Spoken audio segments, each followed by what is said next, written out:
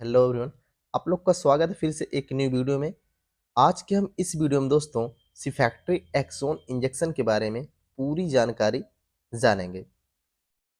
आज हम लोग जानने वाले हैं कि सिफैक्ट्री एक्सोन इंजेक्शन क्या होता है, और हम जानेंगे सिफैक्ट्री एक्सोन इंजेक्शन का यूज किन किन बीमारियों को सही करने के लिए किया जाता है, और हम जानेंगे सिफैक्ट्री एक्सोन इंजेक्शन हमारे शरीर में किस प्रकार से काम करता है, और हम जानेंगे सिफैक्ट्री एक्सोन इंजेक्शन को यूज करने के बाद हमारे शरीर में क्या क्या साइड इफेक्ट्स देखने को मिलता है, और हम जानेंगे सिफैक्ट्री एक्सोन इंजेक्शन किन किन लोगों को नहीं यूज करना चाहिए, और हम जानेंगे सिफैक्ट्री एक्सोन इंजेक्शन लेने का सही डोज क्या होता है। ये पूरी जानकारी आज के हम इस वीडियो में दोस्तों बहुत ही सरल भाषा में जानेंगे।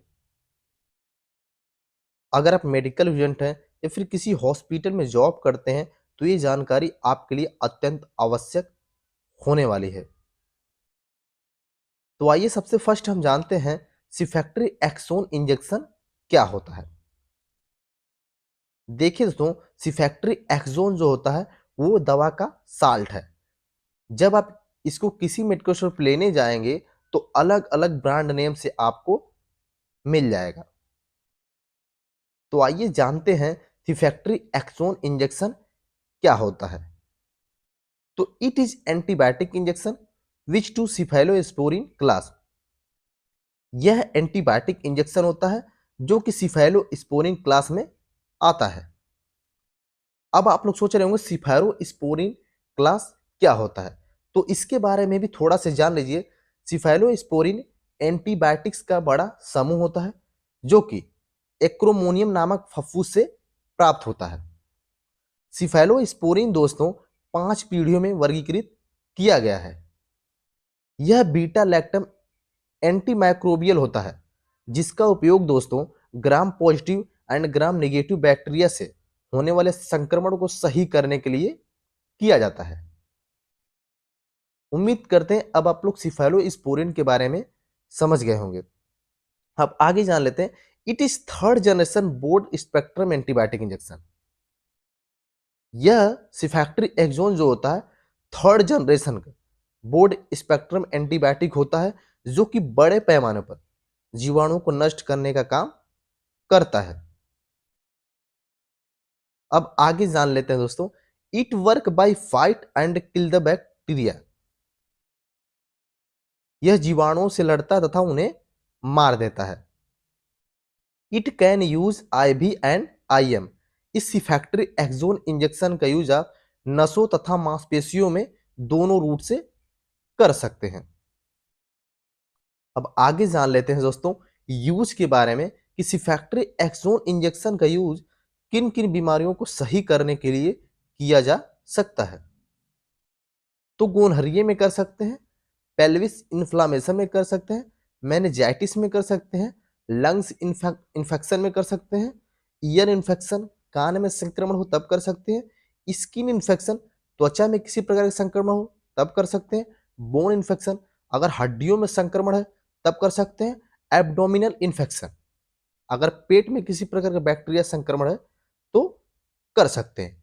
इन सब बीमारियों को सही करने के लिए इस सिफैक्ट्री एक्सोन इंजेक्शन का उपयोग आप कर सकते हैं। अब आप इसका स्क्रीनशॉट ले लीजिए। अब आगे जान लेते हैं दोस्तों मैकेनिज्म के बारे में कि सिफैक्ट्री एक्सोन कैसे वर्क करता है। तो it work as beta lactam antibiotic. यह बीटा लैक्टम एंटीबायोटिक की तरह कार्य करता है। यह करता क्या है? It bind with specific penicillin binding site and inhibit synthesize of bacteria cell wall. यह सिफैक्ट्री एक्सोन क्या करता है? यह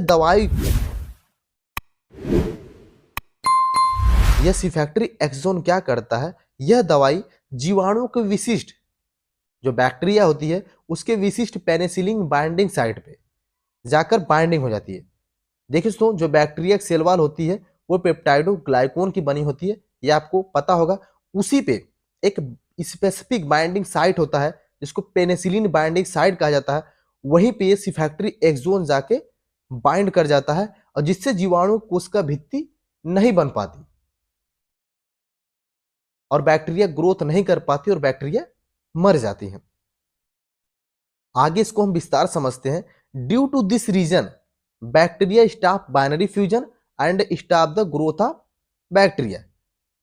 इसी कारण से जीवाणु में बाइनरी फ्यूजन नहीं हो पाता और जीवाणु की वृद्धि रुक जाती है और बैक्टीरिया मर जाती है।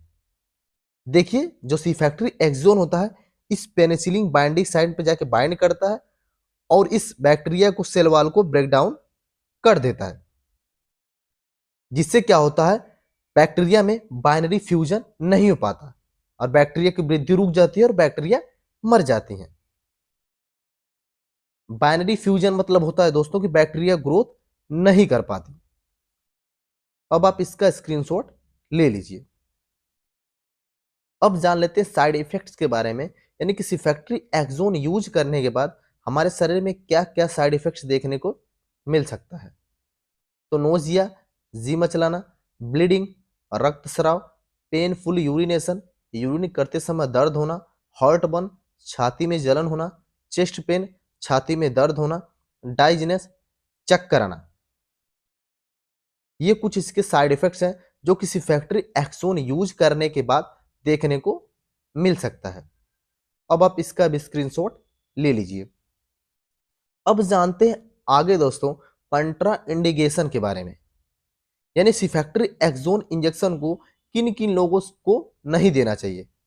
तो हेमोलाइटिक एनीमिया में नहीं देना चाहिए, जॉइंडिस, अगर किसी इंसान को पीलिया हुई तो उस दौरान नहीं देना चाहिए, ड्रग एलर्जी, यदि किसी इंसान को सिफैक्ट्री एक्सोन इंजेक्शन से एलर्जी है तो उसको नहीं देना चाहिए, ब्लीडिंग डिसऑर्डर, रक्तचाप पे नहीं देना चाहिए। अब आप इसका भी स्क्रीनशॉट ले सकते हैं। अब आगे जान लेते हैं दोस्तों डोज के बारे में, यानी सिफैक्ट्री एक्सोन इंजेक्शन को देने का सही डोज क्या है। देखिए दोस्तों इसको देने का अलग अलग डोज होता है, यानी कि अगर for skin tissue and urine infection, अगर किसी को स्किन के टिश्यू में एंड यूरिन इन्फेक्शन है तो उस दौरान इस इंजेक्शन को नॉर्मल इंजेक्शन 1 ग्राम आईवी दे सकते हैं और सेवर इन्फेक्शन में अगर हैवी इन्फेक्शन हुआ है तो 2 ग्राम आईवी डे आप दे सकते हैं। और वहीं बात करें अगर गोनहरियल इन्फेक्शन किसी को हो गया है तो 250 mg डे आप आईएम दे सकते हैं, यानी कि इंट्रा मसल्स। और अगर किसी को मेनिंजाइटिस इन्फेक्शन हो गया है तो 1 ग्राम बीडी आपको 10 दिन देना है। अब बात करें चिल्ड्रेन डोज को, अगर चिल्ड्रेन को देना चाहते हैं तो 75 mg पर केजी फॉर 2 डेज, आप 75 mg इंजेक्शन को पर केजी 2 दिन दे सकते हैं। तो उम्मीद करते हैं दोस्तों इस वीडियो से आपको अगर थोड़ी सी भी जानकारी मिली हो तो वीडियो को लाइक कर देना, चैनल पर नए सब्सक्राइब कर देना। तो चलिए मिलते हैं आपको फिर से एक न्यू वीडियो में एक ऐसी ही नई जानकारी के साथ। तब तक ले जाते जय हिंद, वंदे मातरम।